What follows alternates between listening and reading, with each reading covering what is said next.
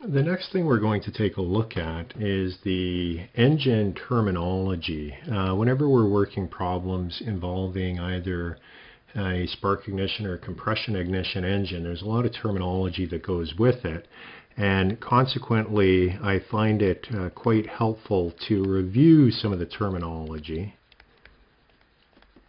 For those of you who have taken a high school mechanics course or like to play with engines and work on them, then a lot of this will be a bit of a review. But for those of you who have not had the time or the chance or the opportunity to play with engines, then you may find this to be somewhat beneficial. So what I'll begin doing is sketching out a schematic of a vertical single cylinder engine. And the type that we will look at could either be compression ignition or it could be spark ignition, because I will not specify whether or not there's a spark plug in it. However, I'll begin by sketching that out.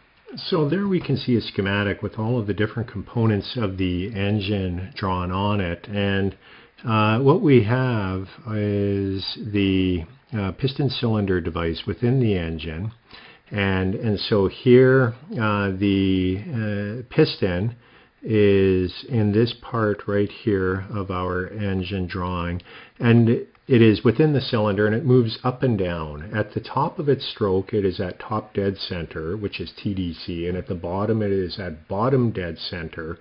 There is a little bit of clearance at top dead center, so it doesn't go all the way to the top. You'll notice there are a couple of things sticking in here, and I didn't note them on the drawing. These are valves. And so you'll have your inlet and your exhaust valve. Those open and close depending on what part of the cycle you are in. There are rings around the piston, and what the rings do is they ensure a seal. So we have high pressures developing within our engine, and they ensure that we have a seal within the engine. And there's also another ring, it's called the oil ring, and what that does is it wipes the oil down off the wall of the cylinder itself. The piston moves up and down as we bring air in, and there's also a fuel that would be mixed in with the air. It then moves up and compresses, and if it's a compression ignition engine, there would be a glow plug somewhere right in here, or if it's spark ignition, there would be a spark, and that would cause our charge to detonate and then start to combust. And then you would expand down and moves back up, and it exhausts out through the delivery.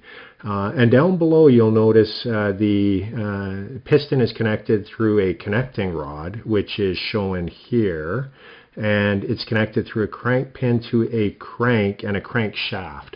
The crankshaft moves around, and that is what connects then to the transmission of your car or whatever device you're looking at extracting power from. There is oil in the bottom, and that oil provides lubrication for the engine itself. So that's kind of a quick schematic of the engine. What we're going to do now is I'll write out some of the terminology and the definitions of the terminology so that you're aware if you come across them as you're reading about these cycles. So I had mentioned TDC. That refers to top dead center, and that is when the piston is at the highest point in the cylinder.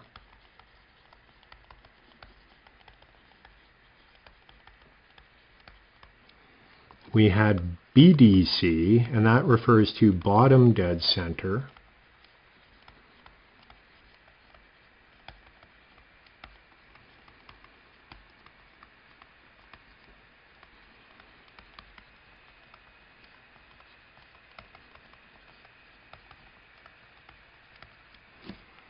Now, I'm talking here about stroke, but I have not defined the stroke. It was on the drawing. That refers to the distance that the piston moves up and down.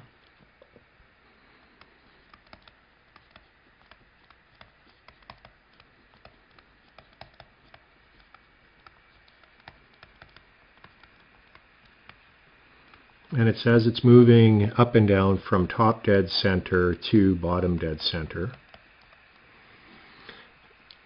We had on the drawing bore. What bore refers to is the diameter of our cylinder.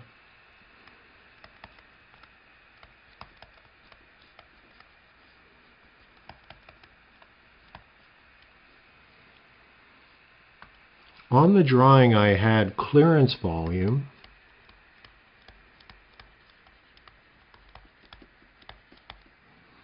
That is the volume of the gas in the cylinder that when we're at top dead center.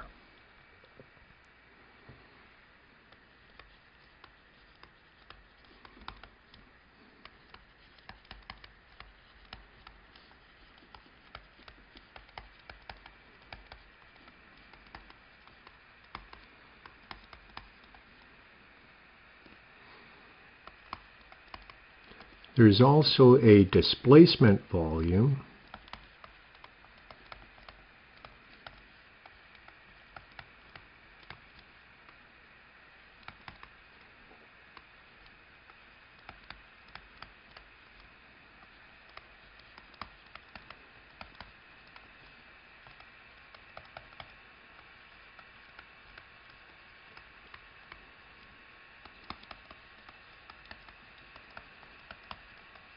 And what that is, that's the volume displaced by the piston as it goes from top dead center to bottom dead center. Compression ratio. We will talk quite often about the compression ratio of different engines.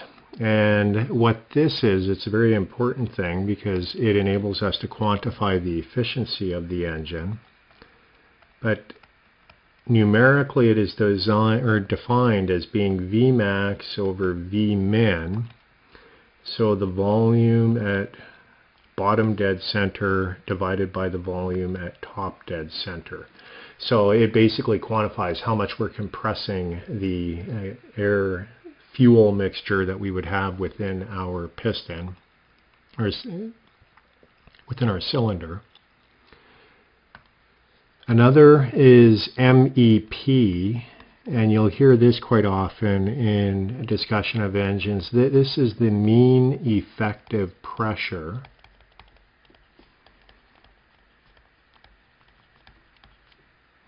And we can quantify this by writing out the net work out of the engine is equal to the mean effective pressure times the piston area